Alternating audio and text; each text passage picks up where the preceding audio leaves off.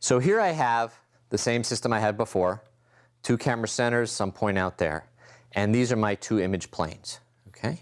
Now, go in your Wayback Machine, well not so far back, just a few lectures back. How do you map from one plane to another plane? Well, I told you before that if you have 4 points on one plane and 4 points on another plane, and you knew their mapping, you would then have the total mapping between the two planes, and that was called what? That was called a homography, right? It took 4 points to get a homography from one side, from one plane to the next, all right? So we're going to pretend for a moment that we know the homography, we'll just call it H, that goes from the plane P to the plane that has P prime in it, okay? So we're going to pretend that we know that, all right? And the other thing we're going to do is we're going to say for some point P here, L prime is going to be the epipolar line in the prime frame that goes through this epipole E prime. Okay?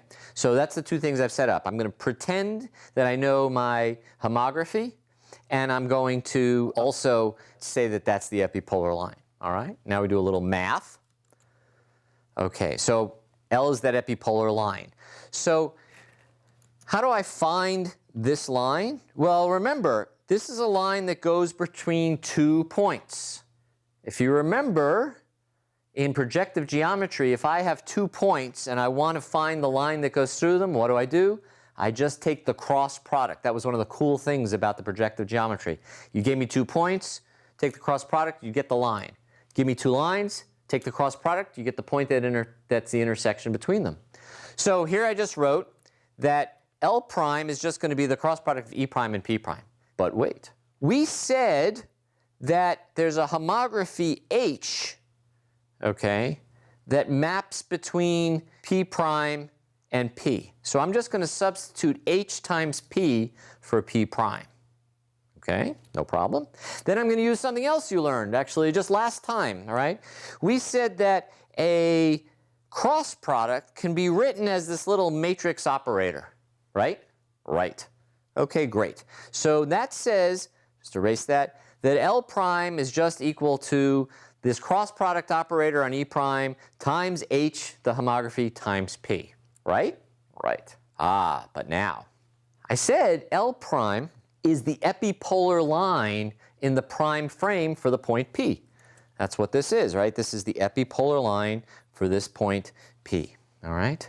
Well, we just learned that L prime is just Fp, right? F is the fundamental matrix times P. We learned this like 5 slides ago.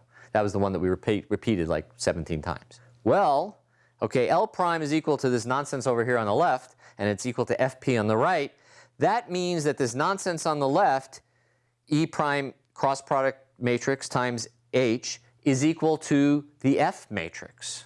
Well, remembering a little bit from your linear algebra, that means that the rank of this thing is going to be the rank of this thing, and this is rank 2. Told you this would come up before. Remember I said to you, and this was an exercise we left for the reader, that this little cross product matrix operator, where we took the A and we distributed amongst the 3 by 3, multiplied it by B for A cross B, and I said one of the things that we're going to need later, see I wasn't lying, is that the rank of that cross product operator is 2. So that means that the rank of F, which is just this matrix times H, is also 2. F is not full rank. But before, when I was solving for the elements of F, I didn't enforce that in any way. It's a 3 by 3. And whether if you use the SVD or whatever you do, it's not going to make it become a 2-rank matrix even though it's a 3 by 3. So we have to fix our F to be a rank 2 matrix. So how do we do that? Fortunately, that's really pretty easy.